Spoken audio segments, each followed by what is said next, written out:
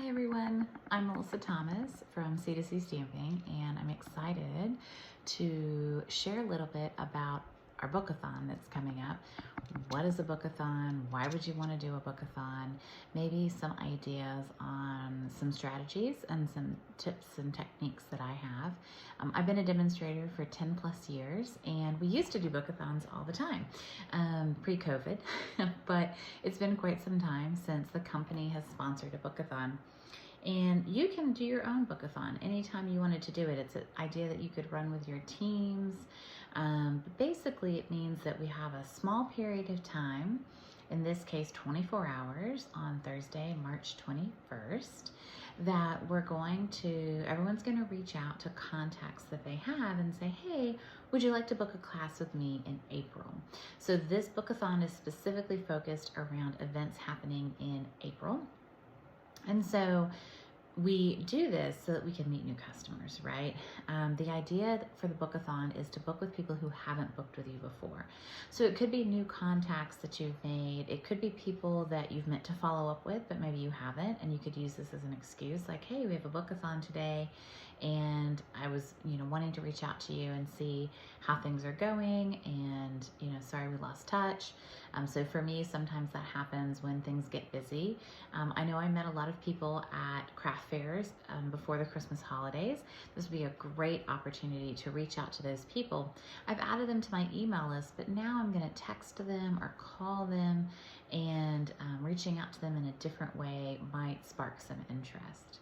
So the idea is to gain new customers, right? And we all grow, our businesses grow, our sales grow, our teams grow when we meet new people, when we expose new people to Stampin' Up, and new really is what is our lifeblood. We are going to have customers that are going to come and go. People are going to lose interest. People might stop crafting. I know, shocking. There might be different seasons in their life, and so maybe this doesn't fit with their season right now. So we need new customers in order to keep growing and in order to sustain our businesses. So next week, Thursday on the 21st, you have 24 hours to contact people and get things booked for April. So what do you need to do in order to get ready for this? Because this isn't something where you want to wake up Thursday morning and be like, oh yeah, that Bookathon. There are a couple things you might want to do ahead of time in order to get ready. The first would be to gather a list of people that you want to contact and decide how you're going to message them. Am I going to message them on Facebook Messenger? Am I going to text them? Am I going to call them? Pick a method that's authentic for you. I would say email's not the best for a Bookathon because people don't read their emails. They don't take action on their emails. It's definitely not a quick action item, right? You want something that's a little more direct and a little quicker for a response. So you need to decide who you're going to contact. Now, the next thing you need to decide is how many things do you want to book? So look at your April calendar and go ahead and write down the dates and times that you're available to meet and chat with someone. Now remember, when we say Bookathon and we say book an event, this could be just a one-on-one crafting. We have lots of people in our lives that just want to come and craft one-on-one. So I would encourage you that even if you're just a hobby demonstrator, which there's no such thing, but even if you're enjoying this for yourself, is there someone you could invite over to craft? You've got a kit, an extra kit sitting around, and you want to invite them over. So we would really encourage you to think about new people, but also to just keep the pressure low, right? Especially if you don't do a lot of events or classes or things. I know that there's a couple people that had said, hey, I have a church group that we really want to get together. My kids want to do a kids class, right? So think about, how can you meet people and what they need. So you're going to look at your calendar and you're going to decide dates and times, right? So you need to have those dates and times listed out so that when someone says, yeah, I'd love to book, when are you available? You can be like, oh, what week are you looking at? Great, I can do April 7th at 8 o'clock that day. Or, I can't do that morning, but I could do that afternoon. Does that work for you, right?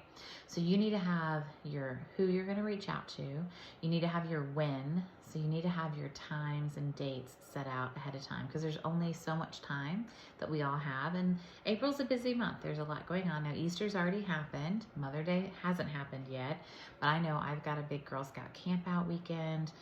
We've got a couple other Girl Scout events going on, so I need to make sure that I'm sensitive to that. We have a band banquet that we're going to, so I need to be sensitive to those other dates in my calendar. And then you just need to do it. I think it's more fun to do a bookathon with friends. So maybe you have a partner or a friend or a Stampin' Up! Accountability partner or someone in your downline or somebody you're willing to go. And maybe you guys just go grab coffee together and you go to Starbucks and you just text and you spend 30 minutes just texting and putting it out there. I would suggest at the end of the day that you send a reminder that says, hey, just wanted to check in. Did you see my text about booking an event? If not, if now's not the time, no problem, but I just thought I'd check in. Because a lot of times I'll get a text during the day and I'll ignore it because I'm busy doing something else. So just because someone ignores your text doesn't mean they're ignoring you. It just means there's a lot going on. So I think it's really important to kind of send a message earlier in the day and then go ahead and send a reminder, a check-in later in the day, 5, 6, 7, 8 o'clock, something like that. And then we'll have a place where we can report on the number of bookings that we've gotten. And we'll also have a place when the bookings happen. And I've heard there's a challenge and something fun around this. So for those of you who are on stage, I know we'll be getting some more details, which is exciting. And everyone else will get more details as the week unfolds. But I'm really looking forward to this bookathon. I hope you like the idea of a bookathon. Sometimes it's one of those tasks in our Stampin' Up! Life that we don't love to do, asking people to host or asking people if they want to gather some friends to get together, or just asking people if they want to stamp because maybe we're nervous that they're going to say no. But the idea is that you want to find your people, right? You want to find the people who love to do the things that you love, and the only way you can do that is by asking. So I would encourage you to get a list of people, get that list together, and think about, if you want to book 3 events, well, then you're going to need to ask more than 3 people, most likely. So maybe you need to ask 10 people in order to book 3 events. So if you want to get 1, maybe you need to ask 3 or 4 or 5 people, right? So think about that and think about that scale, right? And so be able to take the no's and be able to get those yeses onto your calendar. Really looking forward to it. I hope you found this useful. If you have any questions, you can tag me down below and I'm happy to answer them. I appreciate you jumping on and hearing my thoughts about the Bookathon. I'm super excited, and this is just the injection, the shot in my arm that I needed to follow up with those folks from the winter that I haven't heard from. So, all right, thanks so much, y'all. I'll talk to you later. Bye-bye.